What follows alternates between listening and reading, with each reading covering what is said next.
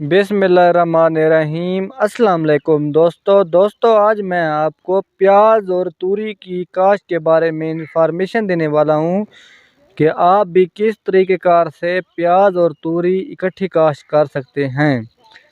ये देख सकते हैं कि मैंने तूरी और प्याज इकट्ठे काश्त किए हुए हैं।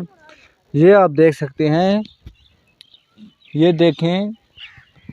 और अगर आप भी प्याज और तूरी इकट्ठी काश्त करना चाहते हैं तो जब आपका प्याज 1 माह का हो जाए तो आप बीच में तूरी का बीज लगा दें, जिससे आपकी प्याज जो है वो जल्द ही रकबा की जान छोड़ जाता है और जो तूरी है वो बाद में जो जगह होती है उधर दिगरती है।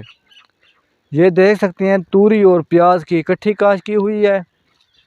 अगर आपका भी प्याज काश्त है तो आप इनमें से तूरी भी लगा सकते हैं जब आपके प्याज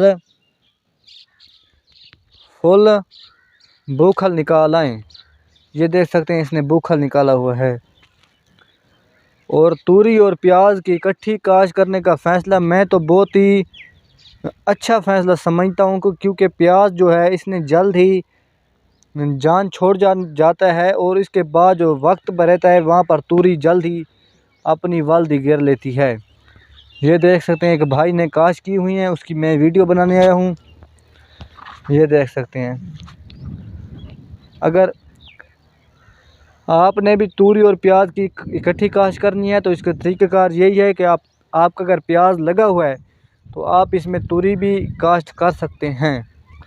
अगर आप मेरे चैनल पर नए हैं तो कर लें मेरे चैनल को जल्दी से सब्सक्राइब। मिलते हैं अगली वीडियो में, तब तक दीजिए इजाज़त। शुक्रिया।